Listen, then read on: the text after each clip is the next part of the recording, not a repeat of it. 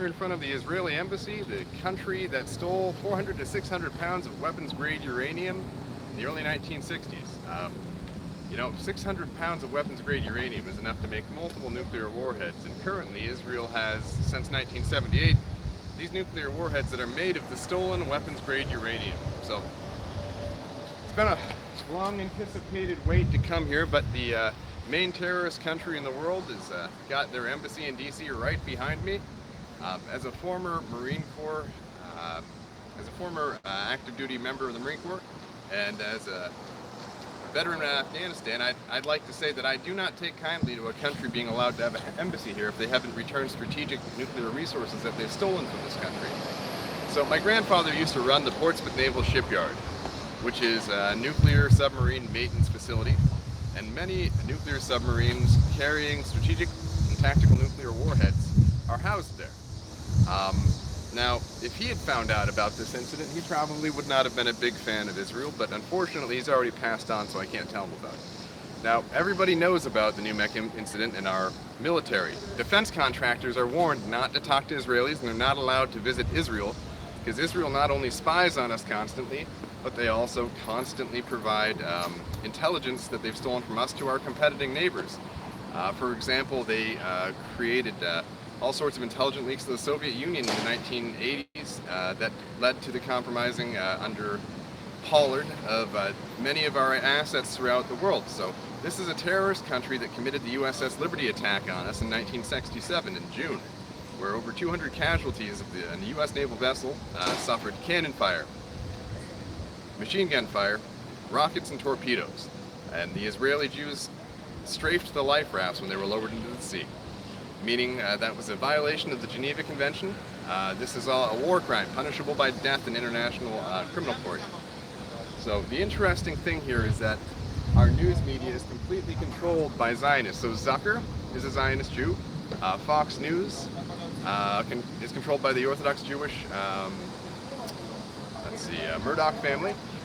So MSNBC, NBC, you go right down the list, Zionist Jews that provide falsified intelligence reports to this country to drag us into wars like the Iraq War.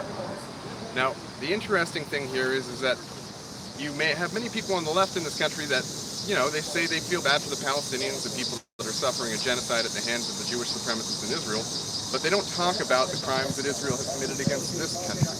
If you know about the crimes against the Palestinians, you should also know about the crimes against Americans, including the over 200 casualties that were suffered on board the USS Liberty at the hands of Israeli Jewish pilots and later Israeli Jewish seamen, with torpedo boats that ripped a huge hole in the side of the USS Liberty below the waterline. Now, 600 pounds of weapons-grade uranium, you might ask. Stealing these resources might make a little bit of a mess. Well, it did. There's currently a Superfund site in Pennsylvania where this amount of strategic nuclear resources was stolen from this country in such a sloppy fashion that they polluted the surrounding countryside so badly that it's uninhabitable. It's now a Superfund site, a spot that is designated for cleanup at a later date at the cost of billions of dollars to the U.S. taxpayers. So, if I were to win the election, I would first of all use the War Emergency Powers Act that the Constitution and the Congress has granted the President in the past, and send in a task force to restore possession of the strategic nuclear resources that have been stolen by this terrorist country. I would also force the Israelis to recognize the Lavon Affair, which is a terrorist attack where they planted IEDs in morale, wellness, and readiness facilities, MWR facilities, in Egypt, and U.S. military bases, trying to kill U.S. servicemen and their families. Luckily, we detected the bombs before anyone was hurt after one went off prematurely, and unfortunately, the Israelis were never brought to justice. They were turned over to the Israeli embassy. None of them were ever punished, and the survivors of this terrorist attack on U.S. military bases were lauded as heroes when they returned to Israel. So, I just want to remind you that the only people who were arrested after 9/11 in this country had a nationality that was foreign, and those were Israeli Jews. Whether you're thinking of the trucks on the bridges that have explosive residues on them, or you're thinking about the dancing Israelis, the only people arrested and detained with foreign nationality after 9/11 were Israeli Jews. So, I'll be coming at you live for more stops here in the United States later.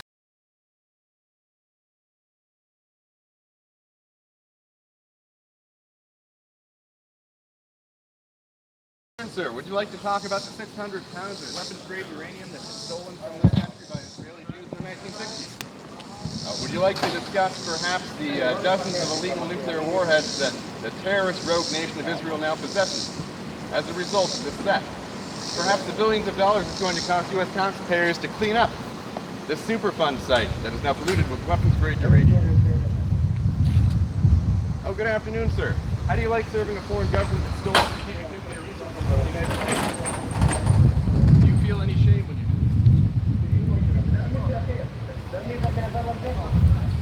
Well, I guess there's no shame. That part of the brain's missing in Jews, apparently.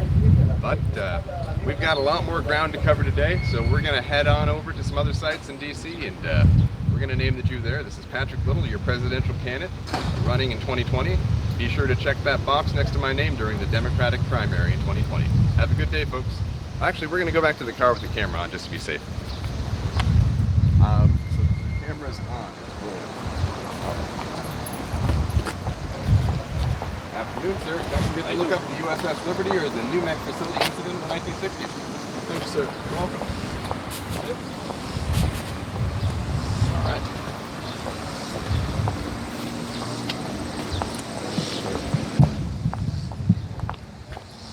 Good.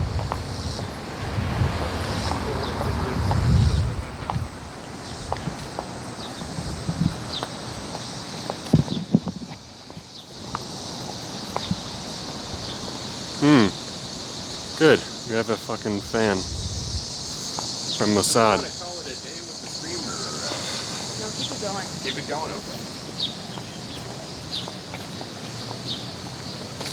Mom, if you want your 600 pounds of weapons-grade uranium back to Israel.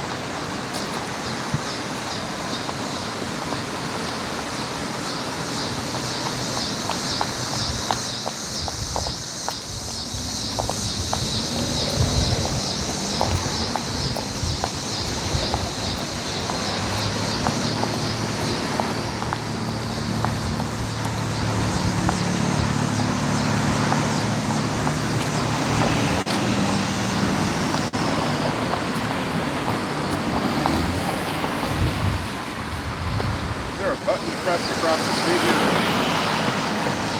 No.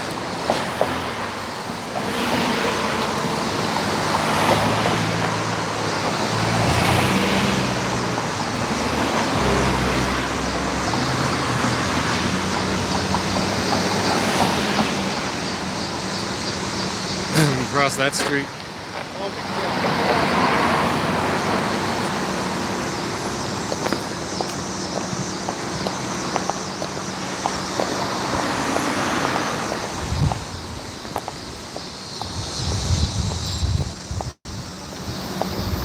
Well, we announced we were coming and no anti-bomb. Surprise.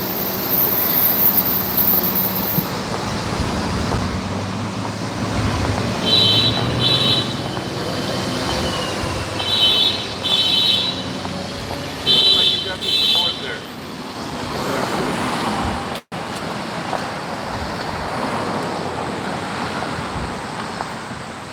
In a little force.